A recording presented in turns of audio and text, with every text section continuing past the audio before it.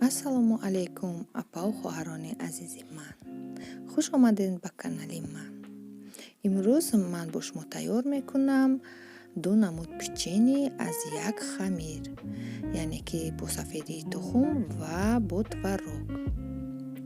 600 грамм ордро мо ҳатман аз элак мегузаронем ва 200 грамми дигар маскаро илова мекунем. метавонем мо бо тёрка гузаронем ё ин ки ҳамин бо корд майда кунем ва як қошқучаи дигар аз рихтир илова мекунем. баъд крошка карда мемонем.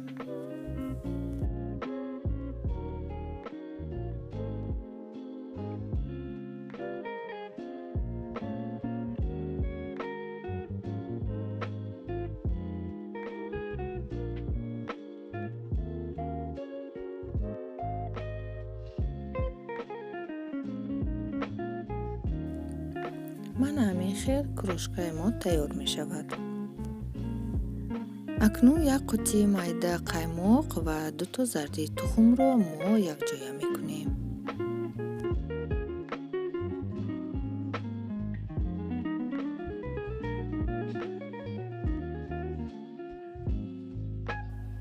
қаймоқро мо ба крошка илова мекунем ва хамир мекунем. лекин хамири мо сахт ё ин ки мулоим намешавад, мисли крошка меояд, лекин крошкаи калон ҳамин хелам бигӯем мешавад.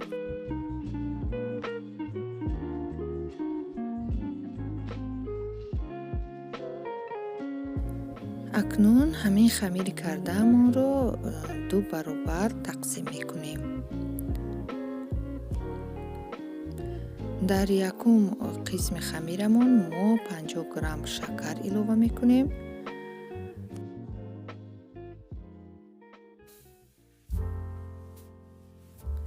ва 2 сафедии тухмро бо каме намак лат мезанему.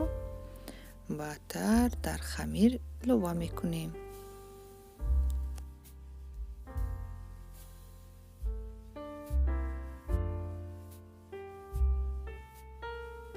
мана сафедии тухмро мо дар қисми якуми хамирамон илова мекунему хамир мешӯрем. хамири мо мулоимак меояд.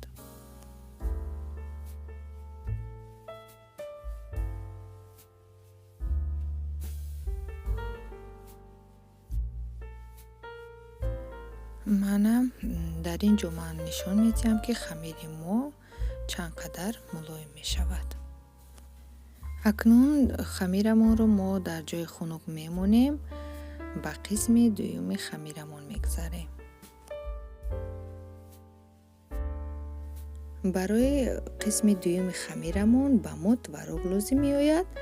чӣ хеле ки дар боло ман гуфтам, як намуди печенамон тварогӣ мебошад.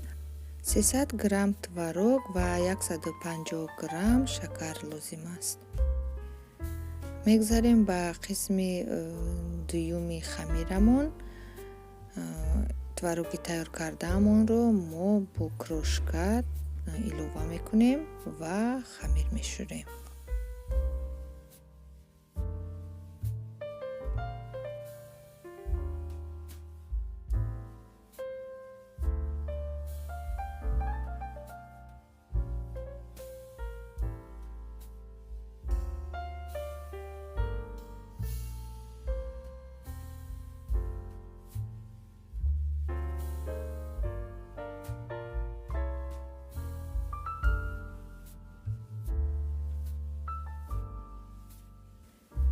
хамири тварогӣ ҳам мулоим меояд. ман ама дар ин ҷо нишон медиҳам чанд қадар мулоим бояд бошад. мана ин хамири тварогӣ ва инаш хамири резонак бо сафедии тухм.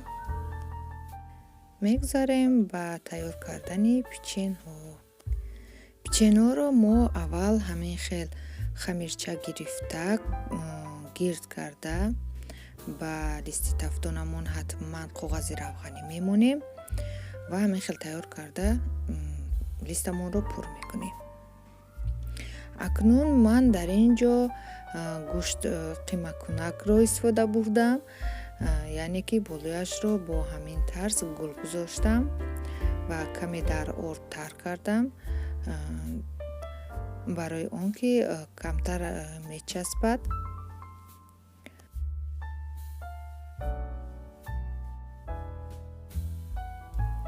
акнун дар ин ҷо ба мо лозим меояд сафеди тухм, манайнаш сафеди тухм ҳаст ва майдаи чормағз ҳаст дигараш.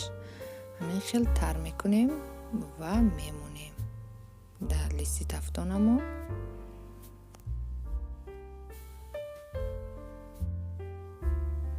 боз бояд мо мобайни печенамонро каме сурух кунем.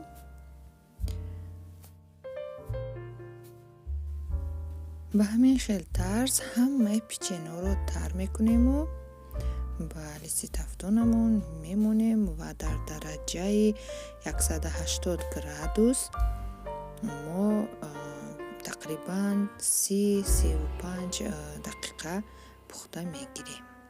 мана ҳамин хел аз ман тайёр шуд.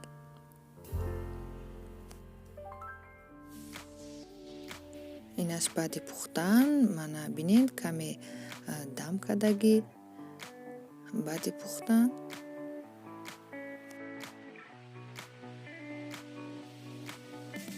акнун ҳамин хел такрор мекунем бо хамири дуюмамон.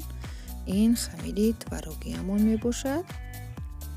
ҳамин хел хамирча мегирему ва гирд карда дар тафдон мечинем.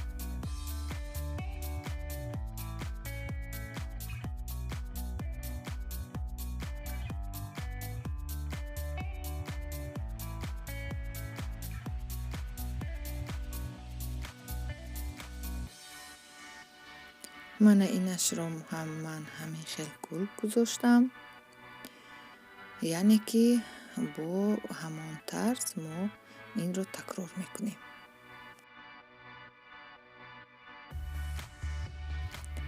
бонувони азиз, шумо метавонед шубҳа накарда бо ҳамин рецепти ман печен тайёр кунед ва ҳатман печенҳои шумо ҳам нағз мебарояд, чунки ман дар ин рецептҳо ягон секретро ба ҷо накардам.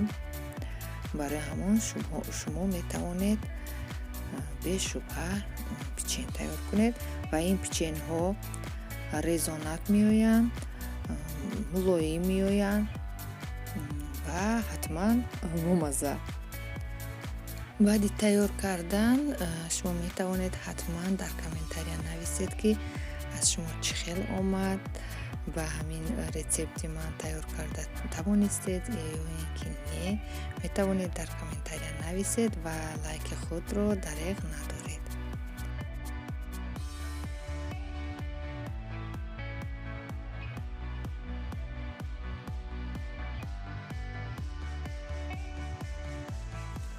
акнун баъди тайёр шудани печенҳо мо дар байни печенҳоямон варёни скушонка мемонем ва мебинем ки боз ҳам печенҳои мо хушрӯ мешавад ва дар вақти хӯриш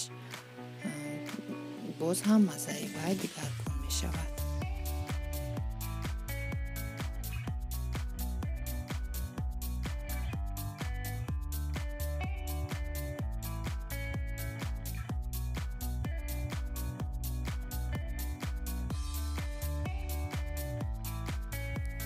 апа ва хоҳарони азизи ман, раҳмат ки шумо бо ман будед. агар ба шумо писанд омада бошад, лайки худро дареғ надоред.